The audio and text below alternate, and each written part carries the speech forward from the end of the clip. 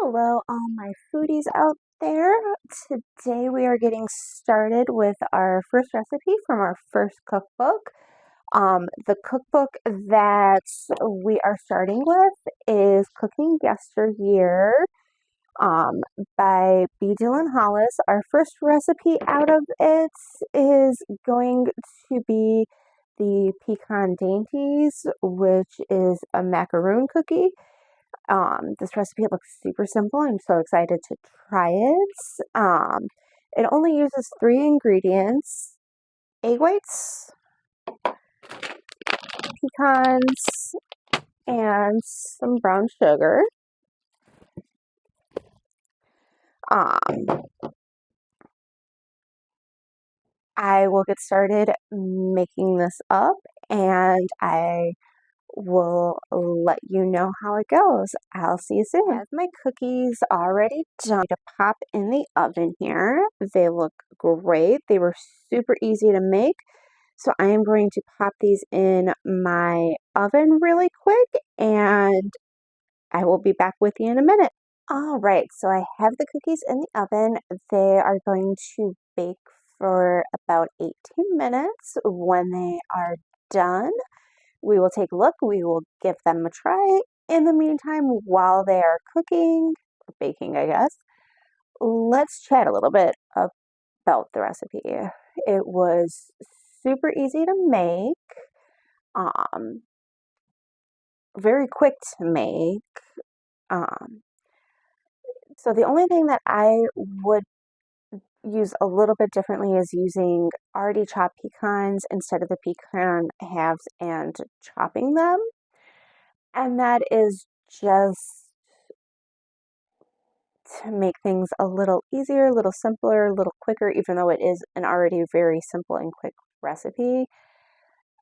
Just, I feel using already chopped pecans would save another step and make them mix up a little bit quicker. And partly too because I do not like chopping stuff for my recipes. I hate prep work. So for me, using already chopped pecans is just something I would prefer. This would be a very easy recipe to double. It made about 1 pan of cookies, at least for the size of cookies I made. You could obviously make them smaller, make a little bit more, um, or make them bigger, make a little bit less. I did like that this was a very small batch of cookies. Um,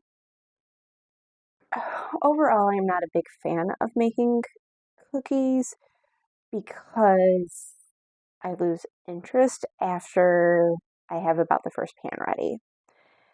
After that, I get bored and just kind of want to hurry up and finish up with them.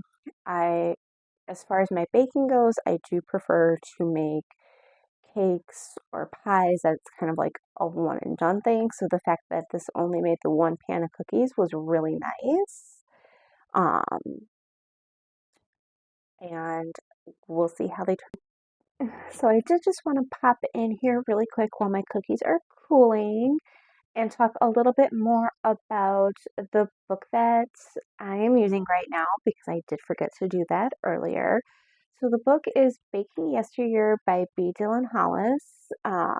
It is broken up into different chapters for different decades, starting with the 1900s.